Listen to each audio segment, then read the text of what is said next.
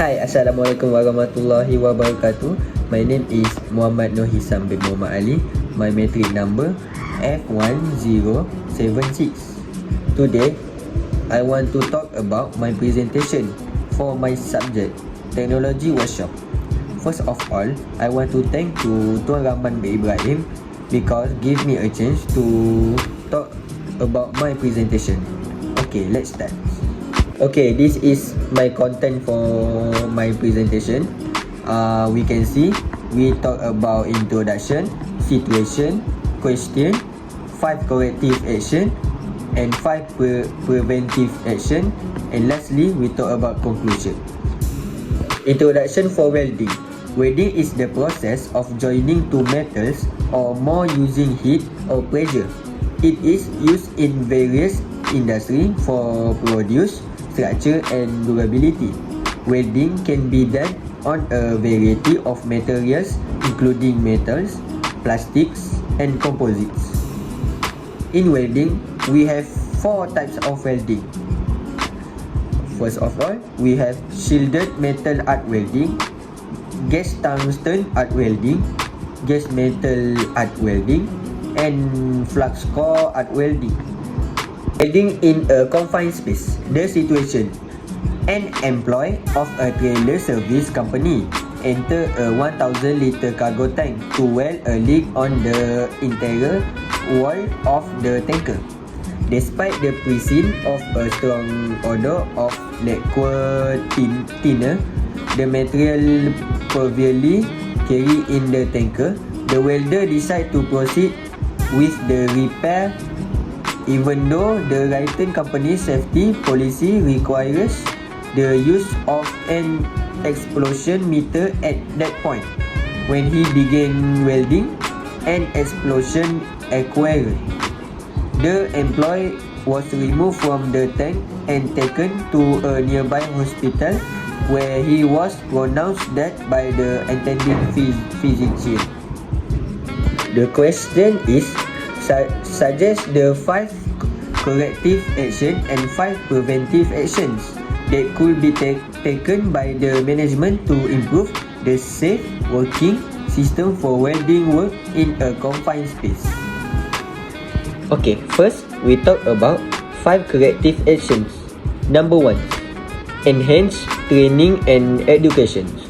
Provide specialized training for welder and personnel working in confined space. This could include safety protocols, hazards recognition, proper equipment handling, and emergency response procedure. Conduct regular refresher courses and workshops to reinforce safety knowledge and ensure compliance with safety standards. Okay, number 2, risk assessment and planning. Conduct thorough risk assessment before commencing any welding work in confined space. Identify potential hazards such as inadequate ventilations, flammable materials or retreat exit points. Develop comprehensive work plans that outline specific safety measures and protocol for each confined space welding task. Include steps for gas testing, air monitoring and fire prevention. Number 3, utilization of technology and equipment. Invest in advanced welding equipment that reduce risk associated with confined space work, such as low fume generating welding processes or remote controlled welding systems. Implement gas monitoring systems and ventilation equipment to ensure adequate air quality within confined space. Use personal protective equipment like respirator, protective clothing and harnesses. Number 4, strict adherence to regulation and standards. ensure compliance with local, national and international safety regulations and standards governing confined space work and welding operations. Regularly review and update safety protocols in line with the latest industry standards and best practice. Number 5. Continuous monitoring and evaluations. Establish a system for ongoing monitoring and evaluation of confined space welding operations. Conduct regular inspection, audits and safety checks to identify potential hazard or area for improvement. Encourage open communication among workers to report safety concerns, near miss or potential hazard promptly. Implement a reporting system for incidents or unsafe condition. Now, we talk about 5 preventive actions. First, comprehensive risk assessment and planning. Conduct detailed risk assessment before starting any welding work in confined space. Identify and evaluate potential hazards such as confined space atmosphere, limited access, flammable materials, and structural integrity. Develop comprehensive works plans that outline safety protocols, emergency procedure, and specific controls for each confined space welding task. Include gas testing, air monitoring, and procedure for hot work permit. Number 2. Specialized training and certification.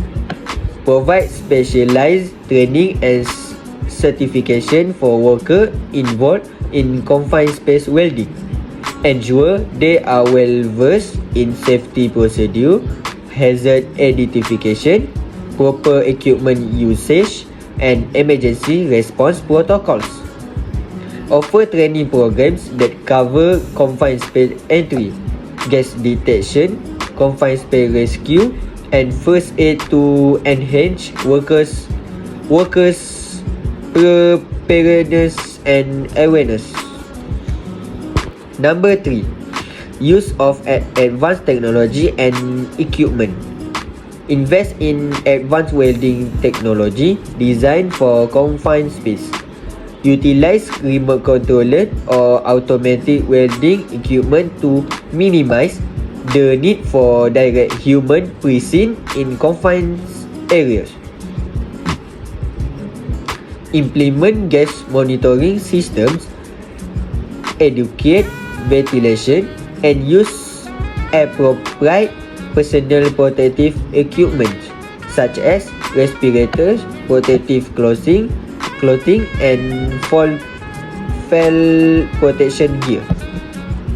Number 4. Establishment and enforcement of safety protocols. Develop and enforce risk safety protocols specifically tailored to confined space welding operations. Ensure adherence to established procedure, including lockout, tagout, hot work permits, and confined space entry permits. Conduct regular safety meetings and toolbox talks to reinforce safe practice and emphasize the importance of following protocols. Okay, lastly, number 5. Regular inspection and maintenance. Schedule regular inspection of confined space equipment and ventilation system to ensure they meet safety standards. Implement and maintenance program to address any deficiencies promptly. Establish a system for periodic equipment checks and calibration of gas detector, ventilation systems, and other safety equipment to maintain their effectiveness. Okay, now we talk about conclusion. By integrating these corrective and preventive actions, management can significantly enhance safe work system for welding in confined space. Prioritizing ongoing training, risk assessments, technology utilization, strict adherence to protocols, and continuous monitoring contributes to a safer work environment, mitigates risk, and safeguards the well-being of workers involved in confined space welding operation. Okay, thank you for watching me, and that's all for me. Thank you. Bye.